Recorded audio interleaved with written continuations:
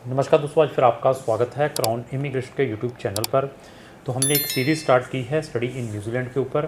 पिछली सीरीज़ में मैंने एक जनरल डिस्कशन की थी न्यूजीलैंड के ऊपर। तो आज की सीरीज़ में मैं वहाँ के पार्ट टाइम वर्क के बारे में डिस्कस करूँगा।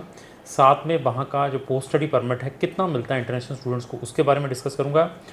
और वहाँ पर आइल्स की क्या रिक्वायरमेंट है, अगर आपने आइल्स किया है या टोफल किया है, जहाँ आपने पीटी किया है उसकी क्या रिक्वायरमेंट है, आपने अगर लेवल 5 से लेकर लेवल 9 तक के प्रोग्राम्स में जाना है। तो सबसे पहले वहाँ का जो पार्ट टाइम की बात करते हैं, 20 आवर्स इन ए वीक बच्चा इंटरनेशनल स्टूडेंट काम कर सकता है। ये भी चेंजेस होती रहती हैं, कोविड के कारण कई चेंजेस की हैं। ये अमूमन 20 आवर्स इन ए वीक रहा है। लेकिन अभी पोस्ट स्टडी परमिट के बारे में डिस्कस करेंगे। न्यूजीलैंड जाने से पहले ये चीज़ें आपने ज़रूर सर्च करनी है गूगल के ऊपर। ये नहीं है कि उस एजेंट ने कह के भेज दिया। एटलीस्ट जिस कॉलेज में जा रहे हैं उसकी स्टैंडिंग जरूर चेक करें, उसके रिव्यू जरूर चेक करें before putting your fees there. ऐसा नहीं है कि उसने बता दिया मेरा AIP आ चुका है, अप्रूवल इन प्रिंसिपल, चलो उठाकर फ़ीस भेज दें। तो ये सारे के सारे प्रिकॉशंस लेने हैं before going to any country. Crown immigration के चैनल के ऊपर इस टाइप की नंबर ऑफ़ वीडियोज़ हैं। हमारे 2 चैनल हैं, जिन दोनों चैनलों के ऊपर हम एक वीडियो डेली डालते हैं। तो हमारे पास 100 कंट्रीज़ के ऑप्शंस हैं जहाँ पर हम स्टूडेंट्स को पढ़ने के लिए भेजते हैं। न्यूजीलैंड से बेटर कंट्रीज़ के भी ऑप्शंस दे सकते हैं, लेकिन बच्चे फिर क्रेज़ी रहते हैं कि मैंने न्यूजीलैंड ही जाना है। तो अभी मैं न्यूजीलैंड के बारे में पोस्ट स्टडी परमिट के बारे में डिस्कस करूँगा, जो 3 साल का मिलता है। इसके अलावा PT, IELTS और टोफल के बारे में डिस्कस करेंगे। सबसे पहले मैं ये बता दूँ, जो बच्चे लेवल 5 का प्रोग्राम करने के लिए जाते हैं जिसका ड्यूरेशन 1 साल का है, तो उनको जो वहाँ का पोस्ट स्टडी परमिट है 1 साल का मिलता है। तो इवन अगर आपका जो लेवल 7 का डिप्लोमा है, PG डिप्लोमा है 1 साल का, तब भी आपको 1 साल का ही पोस्ट स्टडी परमिट मिलेगा। ये आपने अपने माइंड में लेकर चलना है।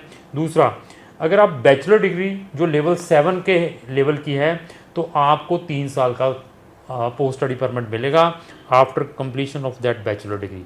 अभी डिपेंड आपके ऊपर है, आपने अगर बैचलर वहाँ की बेस्ट यूनिवर्सिटी से करनी है, क्योंकि अगर आप QS वर्ल्ड रैंकिंग की 500 यूनिवर्सिटी चेक करते हैं तो ऑकलैंड के न्यूजीलैंड के अंदर 8 यूनिवर्सिटीज़ हैं टोटल जो कि पब्लिक फंडेड हैं, वो 500 के बीच में आती हैं। तो डिसीज़न आपका है, आपने वहाँ पर अगर वहाँ की स्टडी को अफोर्ड कर सकते हैं, लेकिन हम न्यूजीलैंड से बेटर भी ऑप्शंस आपको प्रोवाइड कर सकते हैं। अगेन डिपेंड आपके ऊपर है।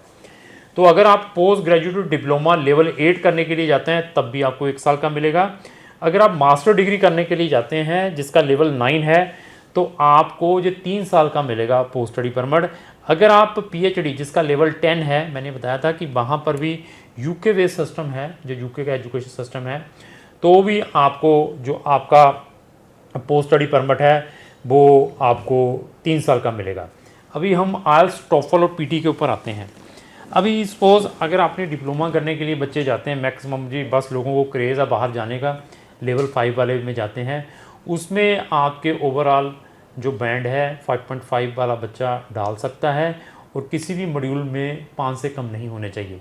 तो then you are eligible to apply level 5 diploma in New Zealand, जो कि 1 साल का रहता है। अगर आपने टोफल किया है तो टोफल के अंदर आपके 46 होने चाहिए और राइटिंग स्कोर जो 20 से कम नहीं होना चाहिए। अगर आप PT के साथ डाल रहे हैं तो 42 PT is acceptable in New Zealand. तो न्यूजीलैंड में 42 वाला बच्चा भी अप्लाई कर सकता है, लेकिन कल इंटरव्यू आती है, आपकी कम्युनिकेशन स्किल्स कैसी हैं ये भी बहुत इंपॉर्टेंट है। उसके बाद हम डिस्कस करेंगे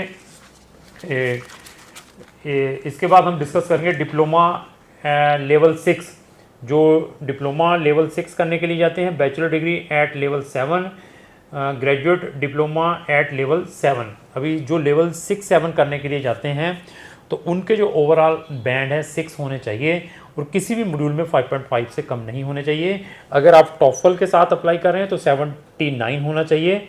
अगर PT के साथ अप्लाई कर रहे हैं तो 51 से भी आप इन लेवल 6 के डिप्लोमा बैचलर डिग्री को अप्लाई कर सकते हैं।